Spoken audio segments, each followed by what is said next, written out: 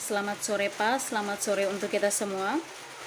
Pada kesempatan sore hari ini saya akan menjelaskan tentang mengenai materi buku Sosiologi Politik yang ketiga, yaitu mengenai feminisme di wilayah Nordik, neoliberalisme, nasionalisme, dan kritik dekolonial.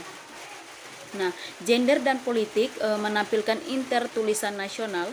Ini menerbitkan monograf kelas dunia dan koleksi yang diedit dari para sarjana. Nah, Junior dan Mapan bekerja dalam politik, hubungan internasional, dan kebijakan publik dengan referensi khusus untuk pertanyaan. Nah, gelar yang telah keluar selama beberapa tahun terakhir menjadi kunci kontribusi untuk perdebatan tentang interseksionalitas dan keragaman kesetaraan gender, yaitu misalnya seperti gerakan sosial, Eropasisasi, dan interseksionalisme. Nah, pemerintah dan norma kebijakan dan lembaga politik. Kemudian mereka juga ditetapkan di Eropa, Amerika Serikat, dan dalam konteks Amerika Latin. Buku-buku ini menerbitkan banyak temuan empiris baru dan mendorong batasan-batasan feminis dan politik konseptual dan penelitian retikal. Nah, para editor menyambut internasional kualitas tertinggi penelitian tentang topik-topik ini dan terusnya mencari proposal tentang feminis, teori politik, kebangkitan hak populasi, serta proposal untuk melanjutkan dilema feminis seputar partisipasi dan representasi, geng, bidang kebijakan yang sulit, dan mekanisme pembuatan kebijakan. Oke, kita masuk pada materi yang berikutnya, ya materi yang kedua, yaitu perempuan kontekstualisasi di wilayah Nordik. Nah, hal ini mengakibatkan penguatan yang disebut feminisme tata kelola. Nah, serta bentuk-bentuk feminisme persimpangan antara lain, yaitu pada bab terakhir dari bagian ini yang dituliskan oleh Christel Stroboy, mengeksplorasi cara dan menganggap politik dominan kesetaraan gender di Denmark, mendefinisikan perempuan muslim dan migran sebagai anomali yang membutuhkan reformasi oleh Anne Fleiss, membuat kebijakan program partai dan wawancara dengan perwakilan dari organisasi pemutaran migran tentang kesetaraan dan interaksi gender.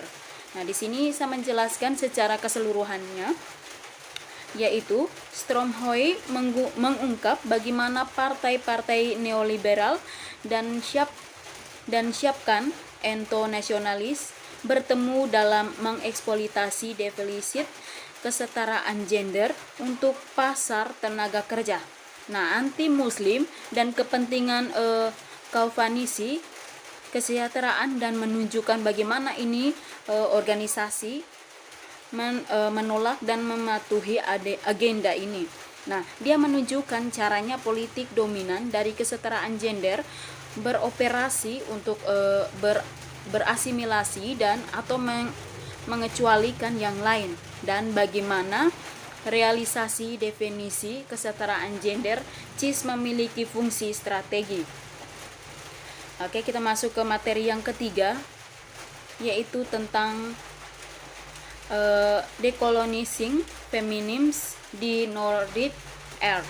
Nah, bagian kedua mengeksplorasi kontribusi para sarjana yang bekerja di persimpangan jalan antara bingkai pengetahuan dekolonial dan aneh, dengan spesial fokus pada produksi pengetahuan feminis. Nah, 3 bab dalam ini bagian membahas produksi pengetahuan feminis dan sisilan Nordik feminis. Nah, mereka menjadi saksi perlunya mendekolonasi pemikiran feminis, narsis, mobilisasi politik dan pemahaman tentang gender, bangunan tentang feminim kulit hitam, perspektif dekolonial dan feminim alis, dekontributor, memberikan penyelidikan menyeluruh tentang kolonialitas, pengetahuan tepi, dan kekuatan seperti yang terjadi di wilayah Norid, dengan spesifiknya sejarah kolonial dan hubungan rahasia.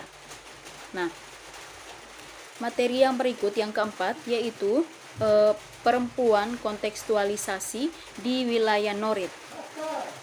Nah, bagian ini penjelasannya menjelaskan begitu panjang, yaitu tentang Norid telah secara bersama memperkuat definisi demokrasi kutipan dan mengecualikan serius dengan menguntungkan kelompok gender tertentu, sementara meninggalkan orang lain yang dirugikan. Kenapa demikian? Karena kritik semacam itu lebih menunjukkan bentuk kegagalan yang membentukkan perhatian serius kita. Nah, lihat misalnya di bagian pertama, bagian dari volume ini, feminis paskolonial, anti rasis dan pribumi telah dikritik pada tahun 2009 ya, merujuk sebagaimana keterlibatan kolonial dan apa terkait love story dan genders digambarkan sebagai Norid luar biasa alirannya. Nah, kedua studi tersebut menggabungkan mitos nasional tentang demokratisasi dengan egalitarisme di wilayah Nordik dengan gagasan bahwa wilayah ini adalah pengecualian untuk aturan yang dimiliki imperialisme dan kolonialisme di Eropa. Kemudian, yang mempengaruhi bentuknya identitas nasional, menurut kritikus ini dia mengatakan bahwa penolakan diskriminasi rasial dan kekerasan kolonial ada di samping rasisme dalam masyarakat Nordik. Nah, dalam konteks feminisme hegemonik di wilayah, hal ini secara historis menyebabkan marginalisasi, mobilisasi oleh pengungsi dan perempuan migran serta feminis Sami dan Inuit. Misalnya kita lihat pada halaman 197 pada materi yang sudah dikirimkan. Oke, yang berikutnya kita masuk pada materi yang paling terakhir, yaitu kerjasama dan feminisme di wilayah Nordik yang bagian kedua. Nah, di sini terdapat beberapa tema. Nah, tema pasca kolonial para sarjana nih setelah menyoroti masalah penggunaan kesetaraan gender. Nah, oleh etnon nasionalis dan nilai konservatif, gerakan sosial dan politik para pihak, mereka telah mempelajari bagaimana para aktor ini mendefinisikan ulang kesetaraan gender sebagai nilai barat dan Sakdivian atau yang ditulis oleh Munilair halaman 173 sampai 194 ditempatkan pada Losrier.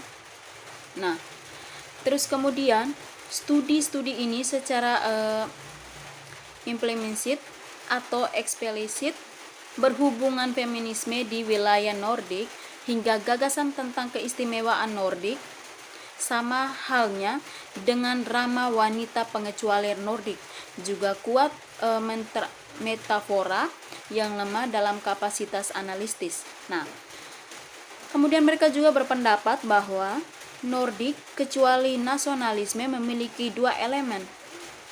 Nah, elemen yang pertamanya yaitu berkaitan dengan mitos bangsa tentang demokratis dengan egalitarisme di wilayah Nordik.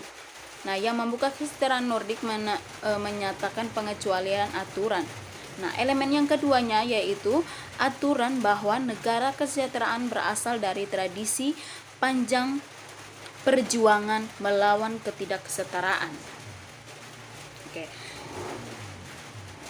Penjelasan yang pertama juga sesuai dengan feminisme di wilayah Nordik, neoliberalisme dan nasionalisme, kritik dekolonial. Nah, gender dan politik menampilkan tulisan nasional ini menerbitkan monograf kesalahan dunia dan koleksi yang diedit dari para sarjana. Oke, demikian hasil penjelasan dari saya. Kemudian saya juga akan memperkenalkan kembali diri saya, yaitu perkenalkan nama lengkap saya Yuvensia Iju, jurusan Sosiologi kelas A semester 8. Sekian dan terima kasih.